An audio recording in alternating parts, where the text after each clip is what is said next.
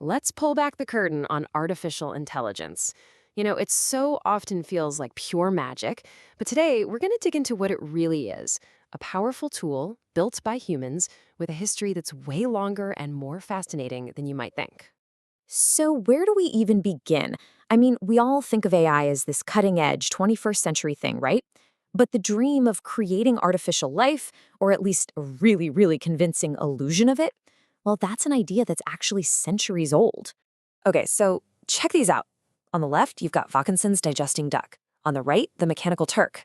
And get this, they're both from the 1700s. No, seriously, back then, audiences were completely captivated by these machines. They seemed to bring metal and gears to life. They were absolute marvels of engineering for sure, but they were also clever illusions, not real intelligence. And here's where it gets really interesting. Even today's AI sees the connection.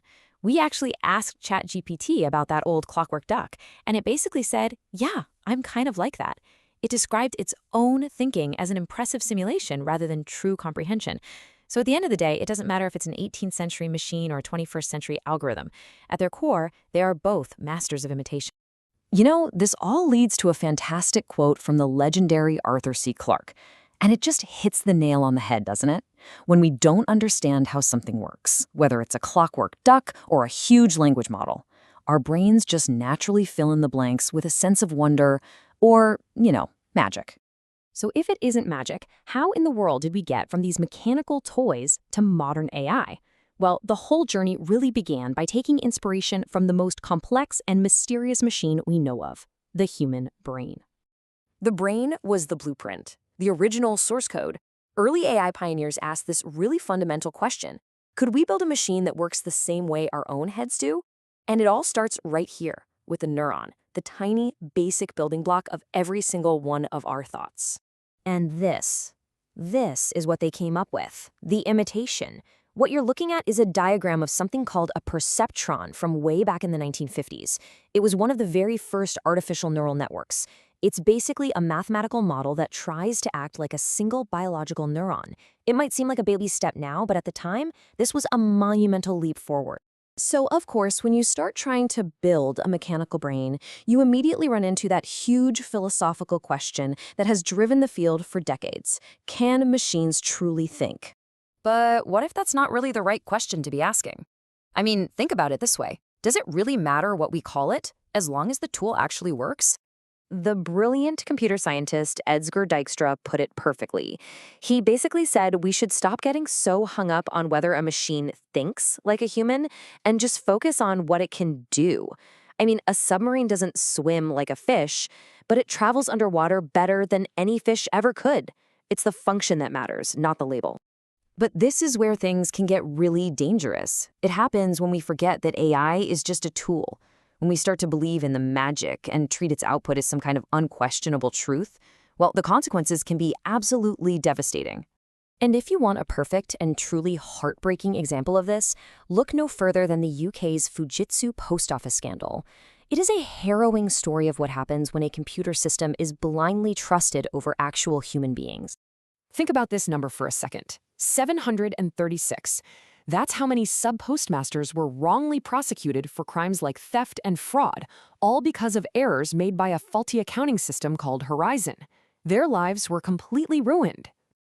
For years, the post office treated the Horizon system like this infallible black box. So when hundreds of honest people kept insisting the machine was wrong, their concerns were just dismissed.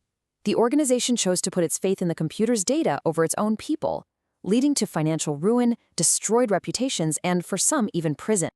So, the key takeaway from all this is simple, but it's so important.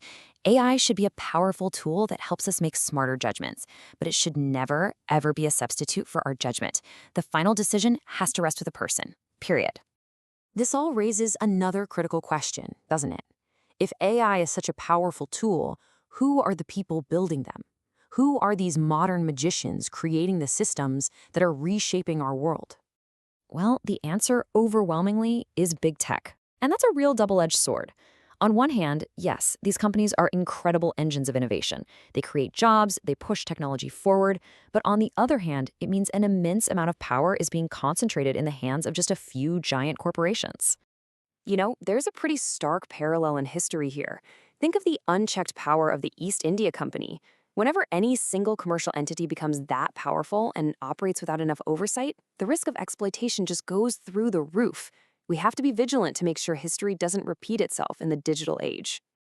Okay, so enough doom and gloom. What's a more constructive way to look at the future? Let's talk about a path forward, a way we can actually harness all this incredible power responsibly. The best path forward really seems to rest on two key pillars. First, something called explainable AI.